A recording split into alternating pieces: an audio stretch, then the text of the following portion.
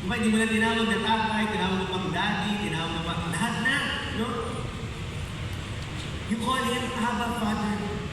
It carried the idea of closeness, affection, and belonging. Because through Christ, we are not merely servants, tayo po ay mga anak ng Diyos. Amen? Tignan mo yung katabi. Okay. Sabihin mo, anak ka ng Diyos. You're the son, you're the daughter of God. Saan natin makikita yan? Sabi sa Ephesians 2:19, now therefore you are no longer strangers and foreigners, but fellow citizens with the saints and members of the household of God. Ano bang sabi doon? Sabi ni Jesus in John chapter 14 verse 2 to 3, in my Father's house there are many mansions. If it were not so, I would have told you, I go to prepare a place for you, and if I go and prepare a place for you, I will come again and receive you to myself, that where I am, there you may be also. Ibig sabihin mga kapatid, ang lahat na nananampalataya kay Jesus, may nakaabang na mansyon para sa iyo. Wow! Gusto dito nga, parang nag-pray pa lang ako ng house and lot, tapos yung alam, may nakaabang na ng mansyon sa akin sa langit. Yes! Si Jesus na nagsabi niya, I go prepare a place for you because in my Father's house there are many mansions. There are many mansions. But you know what? This is the reality of our time and our generation right now. Many young people today are growing up longing for belonging. Bakit napaka-importante na pag-usapan din natin itong the Father's home? Because many of our young people today, and even the previous generation, are growing up longing for belonging. Sabi sa isang research ng UP, there is 1/3 of Filipino youth that did not grow up with both parents at home. Around 40%. Kulang mo yung mga parental figures nila, either dalawang parents wala, either yung tatay wala, either yung nanay wala. And this study consistently show that father's absence often affects emotional security and identity formation and social development ng isang tao. Okay? Because behind every statistic is a story that a young person is longing to be affirmed, that a young person is longing to be accepted. Itong kabataan na to is longing to belong. Pero meron tayong magandang balita sa mga oras ito, mga kapatid. We have the gospel. We have the good news. And this good news is the Father's invitation para sa lahat sa atin to come home. To come home. Kaya pinipresent natin yung magandang balita sa lahat ng taong nakakasalamuhan natin because we know that it is the invitation for all of us na meron pa rin tayong tahanan uuwian, meron tayong presensyang pupuntahan kung kailan alam natin na masasatisfy tayo, kung saan ma-affirm tayo where we are accepted and where we are belong. The greatest picture of this truth is found in Luke chapter 15, yung story mo ng prodigal son. Okay? The prodigal son, meron dahil sa story mo ng prodigal son, merong ama, meron dalawang anak, okay? Yung bunsong anak, out of nowhere, bilang sabi na lang yan, pa, aalis na ako, gusto ko na kunin yung mana ko. Pwede bang makuha ko na yung mana ko? Yung tatay, walang tanong-ano, binigay yung mana niya. Yung hati ng kanyang inheritance was given to that son, to that second son. At itong anak na to, lumayo. Winaldas niya yung pera, ginamit niya sa kanyang sariling aliw, kung saan niya ginastos, kung ano-ano yung mga binili niya. He even bought, pumunta siya sa mga brothel, kung saan bumili siya ng mga babae din. Hanggang sa naubos yung pera niya.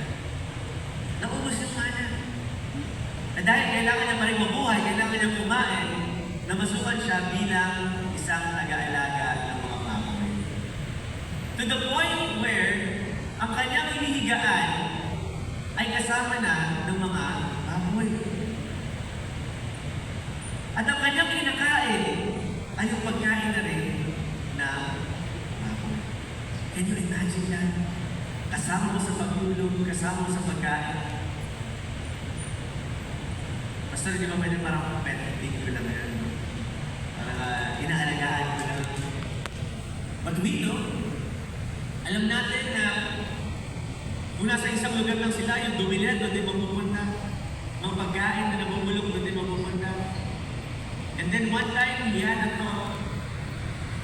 After he wasted everything, after na sirain yung buhay niya, nagkaroon siya ng idea. Kung babalik ako sa amin bilang servant, mas decente ba yung magiging kalagayan natin? Dahil kahit yung mga servants namin doon sa lugar na yun, sa aming tahanan, nakakakain sila ng maayos na pagkain. May natutulugan silang maayos, kaya babalik ako doon at sasabihin ko sa aking ama, tanggapin ko kung mali bilang iyong dito. Yet when he returned, malayo pa lang siya. Siguro may mga lakaw-lakaw na sumusunod sa kanya dahil hindi natin alam kung nakaligo ba siya, nakapaglinis ba siya. When he returned, malayo pa lang, nakikita na siya ng kanyang ama. The father rushed to welcome him and he kissed him, sabi doon sa verse 20. But when he was still a great way off, his father saw him and had compassion and ran and fell on his neck and kissed him. The father welcomed him home. Walang sabi-sabi, walang explain. Hindi pa nga siya nakapag-sorry. Sayang nga, di ba? Nakapag-practice na siya ng sasabihin niya. Nakapag-sabi na siya, nakapag-practice siya ng script niya na para sasabihin niya, sorry pa. Di ba? Sorry na. Alam ko, pinandas na yung pera mo, pero babalik ako bilang lingkod. Wala. Wala pa siyang sinasabi salita, niyakap na siya agad ng kanyang ama. Alam niyo po, in Jewish culture, yung mga tatay, they do not run. Kasi kailangan pangalagaan nila yung image nila. They need to present finesse, yung parang yung postura nila. Because running was considered undignified, parang nakakahina, nakakabawas ng authority. Kasi parang may hinahabol ka, nakakawala ng voice. Diba? Yet at this point, it showed that the father ran. Bakit? Because love moved him, grace moved him, compassion moved him. This is the picture of our Heavenly Father. Yan po pinapakita ang image at larawan sa atin kung gaano tayo kamahal ng ating Ama sa langit. Kung gaano tayo ka-welcome sa presensya ng ating Ama. Notice the Father's heart, His hand and His home.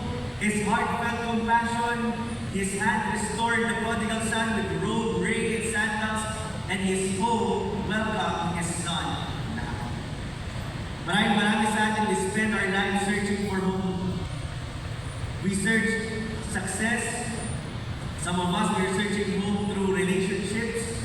Some of us, we are searching home through achievements. And some of us, we are searching our home through possessions. Sabi nila, a home is not, yung isang house ay hindi naman ibig sabihin, yun ang home. Kasi yung home, yung feeling yun eh. Sabi ni Augustine, our hearts are restless until they find their rest in you. Hanggang hindi natin binibigay at inahayaan ng ating Panginoon ng Ama sa langit na magbulong ng ating mga puso, our hearts will always be restless. Because the deepest longing of the human heart is ultimately not for a place, but it is for a Father. Maybe your earthly fathers disappointed you. Maybe your earthly fathers had abandoned you, or maybe he was absent. Maybe some of us, masakit yung Father's Day. Pero ito po ang imbitasyon ng ating Panginoong Jesus, that you have a Heavenly Father. And to those of us who experience a wonderful childhood kasama ang ating Ama, ang maayos na Ama na naranasan natin, mas double blessing ito. Dahil alam natin ang katotohanan, yes, we have a wonderful earthly Father, but we also have a faithful Heavenly Father. Kaya mga kapatid, sa hapon nito, I want to remind you, I want to invite you that there is room in the family of God. There is room in the house of God. There is room in the house and in the heart of God, because even when earthly the Father's home remains open. Laging bukas ang presensya, ang tahanan ng ating Ama para sa bawat isa sa atin. Even if our earthly homes fail, wala pong perfectong home dito sa mundo ito. Wala pong perfectong pamilya. Pero sa tahanan ng ating Ama, we will experience the perfection of His love. A father's heart cares. A father's hand provides. A father's home welcomes. Some of us experience this through our earthly fathers, some of us have not. But every earthly father, no matter how good, is only a shadow of the perfect Father, which is our Heavenly Father. Kaya kapag tayo, naisip natin na nakita ba ako ng ating Panginoon ng ating Diyos? When you wonder if God sees you, laging tatandaan how much more is the heart of God for each and every one of us. When you wonder if God will provide, you think how much more is the hand of God who is always ready to help us. And when you wonder if there's a place for you, always remember how much more is the presence and the hope of God that is prepared for me. Dahil ang ating Diyos, He is not just merely a God of how much more, but He is the Father of how much more. I will close with this verse, Romans 8:32. He who did not spare His own Son, but delivered Him up for us all, how shall He not with Him also freely give us all things? Kung ang ating Ama sa langit ay binigay niya ang kanyang bugtong na anak para sa iyo at para sa akin, na tayo magkaroon ng kaligtasan at pag-asa sa buhay na walang hanggan, how much more will He care for you? How much more will He provide for you? And how much more will He welcome you? That is the Father's heart. Yan po ang kamay ng ating Ama. At yan po ang tahanan ng ating Ama because God is the Father of how much more. Tayo lahat ay lumon mo na namin. Panginoon, maraming salamat na sa hapon na ito kami narito na paalalahan ng napakagandang balita. Napakagandang paalala na bagamat lahat kami ay may mga ama sa lupa, you're reminding us that we have a Heavenly Father. Sa oras ito, Panginoon, patuloy mong paigtingin ang aming pananampalataya at patibayan ang aming pagtitiwala.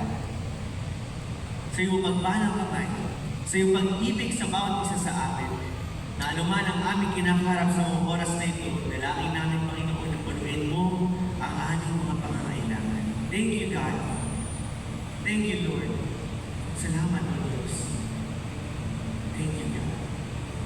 Sa bawat matang nakatikit at sa bawat bulong na kayo mo sa oras na ito, sino magsasabi na, Pastor,